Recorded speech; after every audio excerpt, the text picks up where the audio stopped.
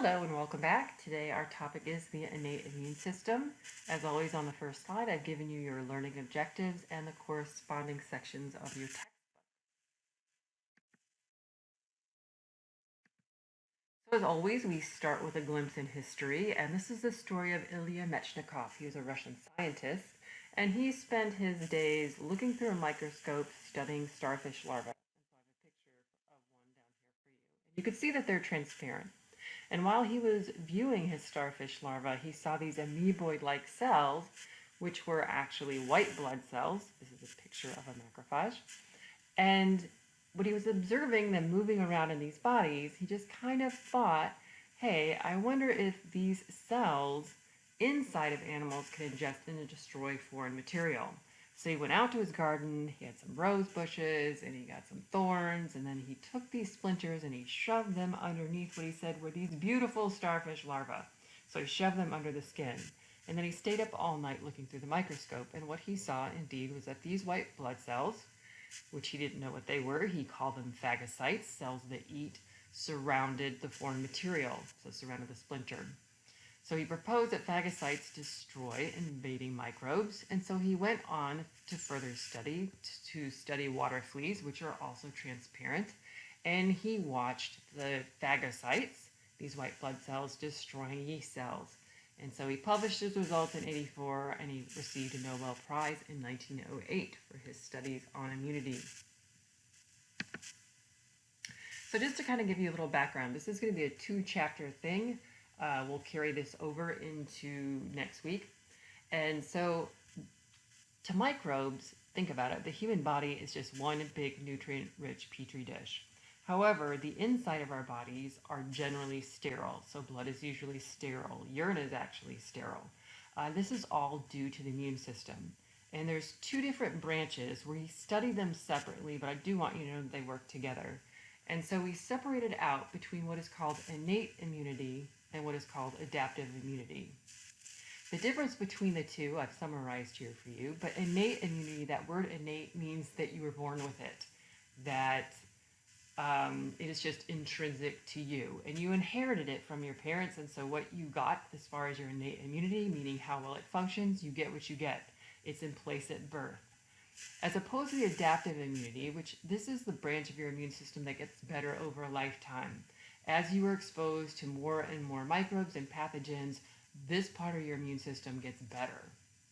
The pluses of the innate immune system, which we're going to find out, is that it's fast. It's in place. It can act within hours. Compare that to the adaptive immune system. So this is going to be with antibody production.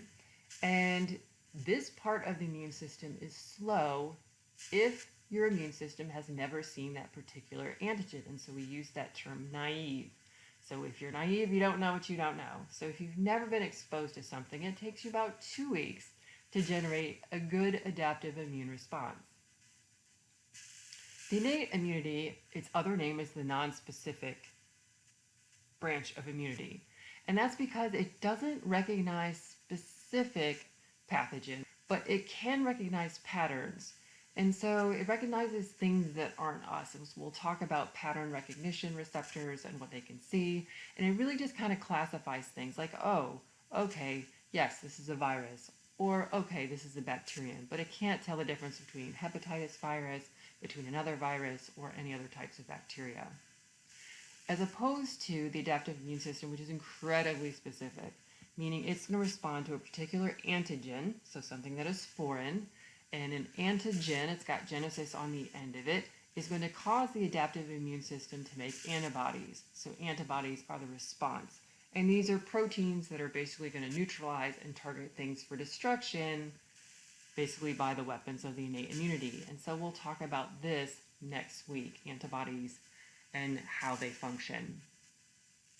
The innate immune system is really involved in that routine protection. It is not enough, however, to protect someone from pathogens. So HIV, the virus that causes AIDS, takes out this adaptive immunity right here. So while the innate immune system can do a good job, it's in place, it's incredibly helpful, it is not enough to keep someone alive. So we need both branches of the immune system. So this is an overview of the innate immune system, and I have some verbiage for you on the next slide, but this is what your book gave. And so it kind of shows these different branches. And so the very first part of your innate immune system, they're calling it the security walls. This first line of defense, its goal is to prevent entry. So these are going to be our skin and our mucous membranes. These membranes have antimicrobial substances that they secrete onto the surface, and so we'll talk about those.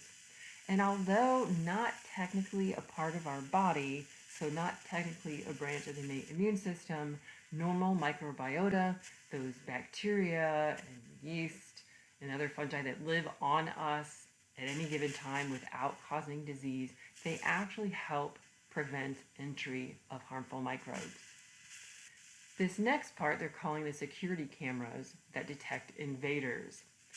So the job is to detect damage or microbial invasion. So we're going to talk a lot about pattern recognition receptors. And pattern recognition receptors are going to be on white blood cells of the innate immune system. So they're just going to respond to things that are different to us. And so we'll talk about that. And then also the complement system. Once we've identified a microbe or we've identified damage, that's when our innate effector actions. And so they're saying this is sort of like their security team. The walls have been breached, something has entered, we've identified it, so now we're going to try to eliminate it from the body. And so we're going to talk about the interferon response, which is going to respond to viral infections. We're going to talk about phagocytosis, which, just what it says, cell eating. It's going to eat up cellular debris, it's going to eat up foreign microbes. Complement activation, the complement system can detect things that are foreign, and then when it gets activated, it's going to have a three-pronged approach we're going to talk about. The inflammatory response, we don't really like that very much, but it does call in the immune system and set the stage for repair. And lastly, we're going to talk about fever and how that too can help eliminate invaders.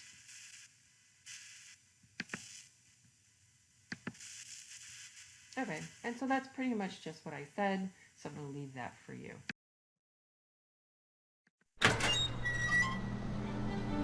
The immune system's first defense is our skin, the largest organ of our body. The skin covers a total area of about 2 square meters, the size of a typical basketball backboard. When microbes attack, they're routinely deflected by the skin.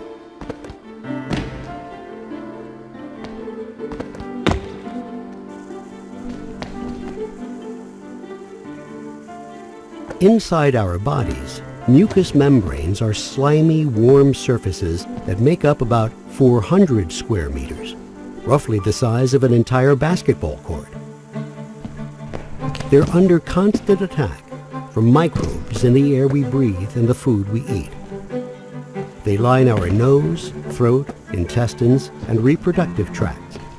That's a large area to defend. Your mucous membranes are going to need help.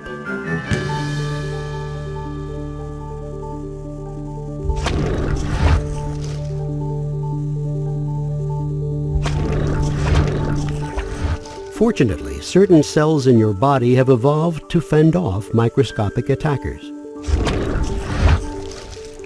Early responders, like this macrophage, identify invaders and attack.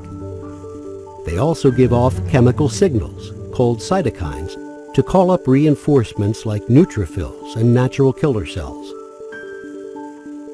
Macrophages, neutrophils, and natural killer cells, collectively referred to as innate immunity, are nonspecific, often sacrificing healthy tissue to contain an infection. But if the invader slips through, you're going to need a more targeted defense. Okay, so that just kind of gave us some background. All right, so let's look at that first line of defense, preventing microbe entry. So this is when we're talking about our skin and our mucous membranes. And so all of our exposed surfaces, so the skin is exposed to the outside, and then think of all the warm, moist places you can stick your fingers inside your body. So like you're inside your mouth, your digestive tract, you can go the other way if you want to, your respiratory tract, your genital tract, any of those moist places, that's going to be where you find the mucous membranes. And so they're epithelial tissue, they're tightly packed cells. They're connected to one another, so they really make a great barrier when they're intact. So looking at skin, skin is the most difficult for microbes to penetrate, and so that's why usually if something is going to enter through the skin, it has to enter through a bite or through a wound. The deepest layer is the dermis, and the dermis is tightly woven, fibrous connective tissue. You got a lot of collagen in there. It's very tough. And then the outermost layer, that epidermis, is that stratified squamous. So you have lots and lots of layers of cells. And this outer layer, it flakes off. So anything that's on that's going to go with it. And these cells right here, they're packed with that tough hydrophobic protein called keratin. And so it maintains a really dry environment. So it's not very easy for microbes to attach. Mucous membranes, like I said, lining the digestive, respiratory, genitourinary tracts, they are constantly going to be bathed in secretions. For example, mucus. And so this is just kind of showing you this is going to be the respiratory epithelium. So that single layer of columnar cells, and you've got these goblet cells constantly making mucus. So mucus is really, really protective. Also, these passageways, a lot of them, there's some sort of movement. So in the intestines, there's peristalsis that's going to move things through. So it's hard to stay attached with that movement. The mucociliary escalator of the respiratory tract, and that's what's showing these little cilia.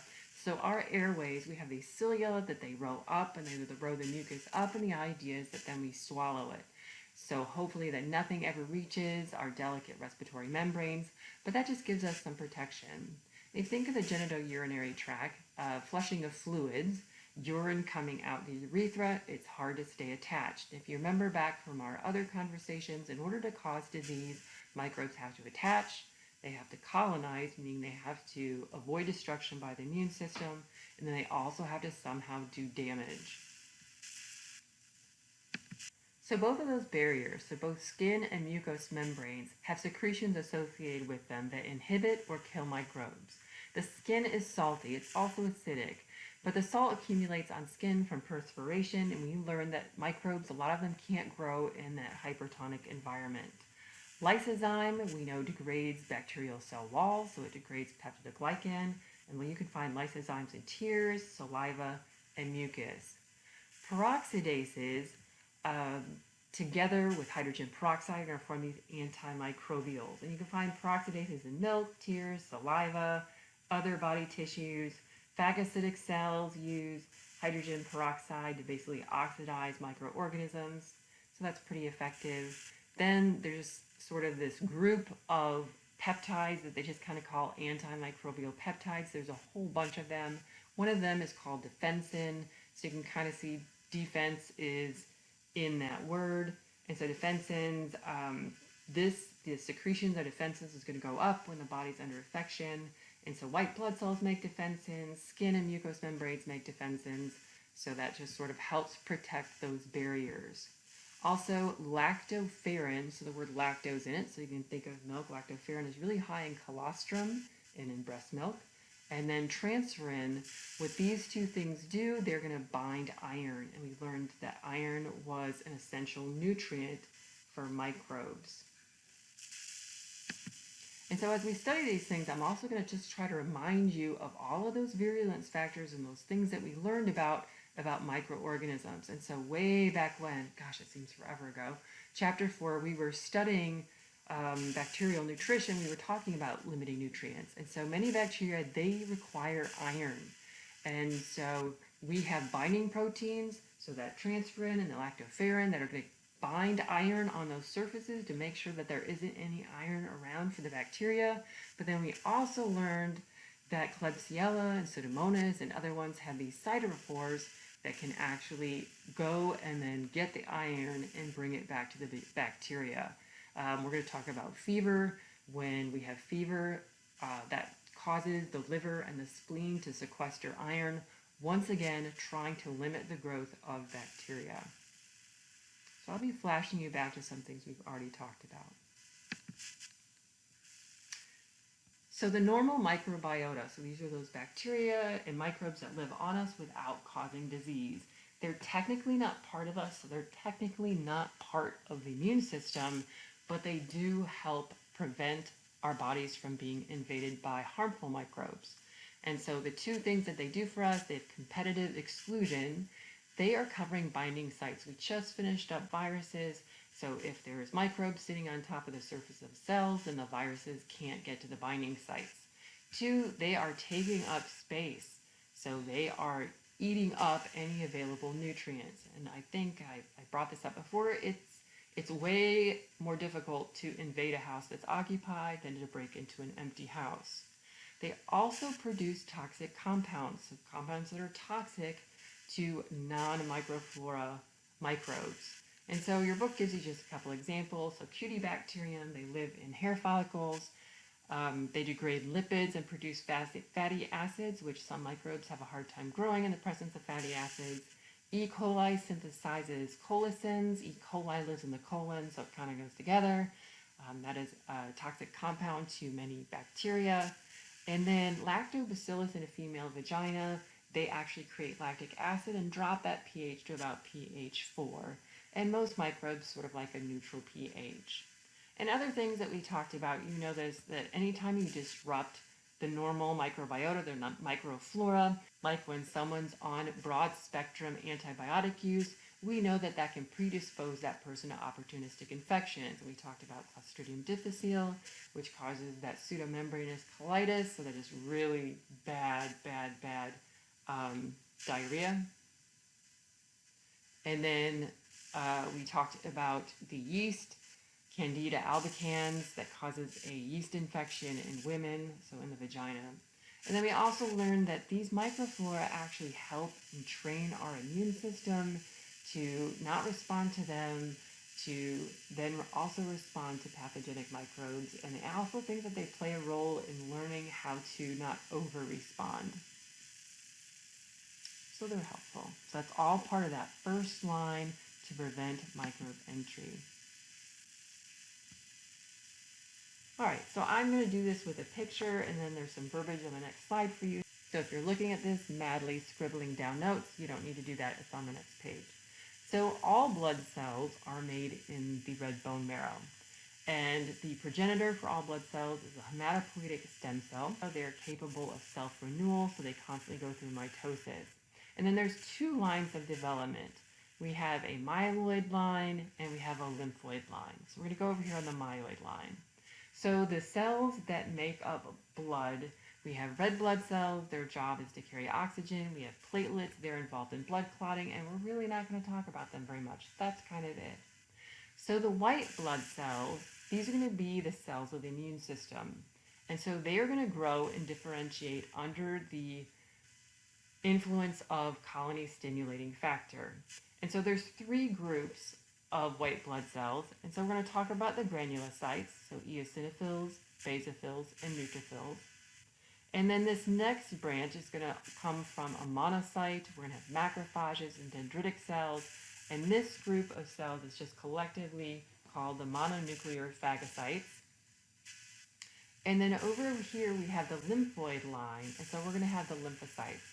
And so we have B cells and T cells, and those lymphocytes are involved in the adaptive immune system, which we're going to talk about next week. And then we also have those natural killer cells. They're kind of special. They aren't particularly specific. They're going to be categorized under innate lymphoid cells. They are very good at destroying virus-infected cells and cancer cells, and I believe we're talking about them in the next chapter. Mast cells, they kind of have their own special line. They're very similar in function to basophil cells, so I'll talk about those in a minute. So the slide is mostly for you. Cells, all of these blood cells, they're always found in normal blood. The numbers usually increase during infection, and some of those white blood cells, some reside in various tissues.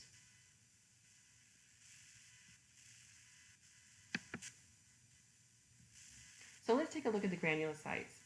So they were called granulocytes because way back when they looked in the microscope and the viewers thought that they looked kind of grainy. So they put all of them together. And what I'm always saying when I teach anatomy and physiology, if something visually looks different, it's because it has a different function.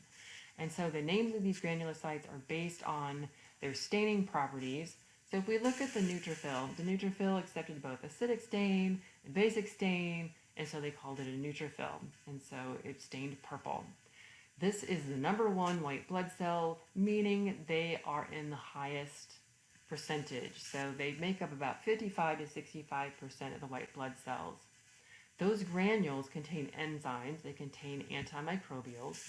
You can always tell in neutrophils, because this is its nucleus, and you can see it has multiple lobes. So the other name for neutrophils is called polymorphonuclear leukocytes. I'm going to fight with your book because I never heard polymorphonuclear neutrophilic leukocytes. And I'm going to go with it. So just PMNs, polymorphonuclear leukocytes. And so they have this multiple lobed nucleus. They're also just called polys. These are going to increase in number during infection, particularly acute bacterial infections. And so we're going to look at their role coming up a little bit later. They're highly phagocytic. They're going to be the first responders. They're the first ones at the scene of infection or trauma. This next cell is sort of on the opposite end. So these are the most rare. And these are the basophil cells. They accepted the basic stain. So they have big, thick, darkly staining granules. Inside these granules is histamine. And you may think about histamine, oh, that's something to do with my allergies because you take an antihistamine, and that's correct. Basophils and their cousin, if you will, even though they have different lineages, they behave very similar. They both have the same things in their granules. They both have histamine. When histamine is released, that's when we get inflammation, and we're going to talk about that inflammatory response coming up. Basophils, usually they're in blood. They can also leave, but mast cells are similar to basophils, and they are going to be found in the tissues. Our last granulocyte are the eosinophils, and these are really good at fighting parasitic worms, so those helminths. And they're called eosinophils just because their granules accepted that reddish stain called eosin. They also play a role in allergic reactions. They actually have histaminase, so they think that they play a role in basically quelling or quenching inflammation, so making it go away. Also, those granules, those antimicrobials, are particularly good, like I said, at fighting parasitic worms. So our next group are the mononuclear phagocytic system. Yeah, that's kind of new too, but sure, I'll go with it. So the mononuclear phagocytic system. So these are all mononuclear phagocytes. Neutrophils are their other highly phagocytic cells. Eosinophils, they're also capable of phagocytosis, but that's sort of the reason for the distinction. So these have one nucleus as opposed to the lobed nucleus. So monocytes, these are circulating in the bloodstream, and when they leave the bloodstream, then they're going to differentiate and develop either into macrophages or dendritic cells. Your book calls them macrophages. They serve as the sentinel cell. A sentry is someone who's on guard and on watch. You will find macrophages in nearly all types of tissue. We're going to look at that in the next slide. And then they call these dendritic cells. Dendritic cells and macrophages are very similar in the sense that they're phagocytic, they're large cells, they have the same kind of nucleus, but a dendritic cell has these extensions of its cytoplasm, so just like little arms. And if you remember when you studied neurons, neurons had dendrites, so they just look the same, so they call them dendritic cells. They do look different. They also have a different function, slightly. The dendritic cells, they are going to be scouts. They are going to be found in tissues that are close to body surfaces, so in skin. I don't know if you remember Langerhans cells. Those were dendritic cells. You'll also find them in underneath the mucosa, so patrolling those places. Okay, so this was the slide I was just trying to get to. So you can see we've got alveolar macrophages. If you remember those dust cells from AP2, you've got circulating macrophages, macrophages that live in the spleen. We've got Kupffer cells in the liver, peritoneal macrophages. So they're just kind of telling you that macrophages are nearly in all types of tissue. Like I said, the dendritic cells, your book calls them the scouts, so I'm going to go with that. They are going to be located in body surfaces that have contact to the outside. They're going to eat things, When they eat them, they're going to migrate to lymphoid organs. So they're going to migrate to lymph nodes, they can migrate to the spleen, they can migrate to the tonsils. They're going to migrate and then present those antigens to T cells. That's not going to make a whole lot of sense until next week, until we talk about that adaptive immune system. But they are going to basically take it to the adaptive immune system for inspection. And think about antigen presentation. You're going to see this picture again. They basically digest whatever they've ingested and just kind of show it to the immune system to mount an adaptive immune response. So just kind of hold that in the back of your head. Don't worry about it too much for the rest of this talk. And then our last group were the lymphocytes. And so the T cells and the B cells, these are going to be highly specific in recognition of an antigen. So very specific response. So really just part of a microbe. These are generally going to reside in lymph nodes and lymphatic tissue. That's why they're called lymphocytes, so that's how they got their name. Like I said, this cell right here, this natural killer cell, and you can kind of tell from its name what it's going to do. It is going to kill your cells gone bad. So it kills virus-infected cells or cancer cells, but in kind of a non-specific manner. They have the ability to just kind of recognize when a cell is stressed and when it is no longer displaying the proper barcode. And so, like I said, I believe that's coming up in the next chapter. So we have our cells of the immune system. And so coordinating protection and mounting an immune response, that takes exactly a lot of coordination and some form of communication. And so there's sort of three ways that cells can communicate. One is through chemical messengers called cytokines. So your book deems these the voices. They're going to be produced by different cells, and kind of like hormones, if you remember studying those, they're going to basically diffuse to other cells that are going to have receptors. The whole point of communication is to induce change. We can get growth of cells, differentiation, movement, or cell death. Cells don't just go, hey, what's up? I mean, they actually want something to happen. They don't have to be released at high concentrations. Low concentrations going to do. Usually they have a very local effect. However, they can go further, regional or systemic, depending upon where they're released and what that cytokine is. These white blood cells, this is part of the innate immune system, they have surface receptors.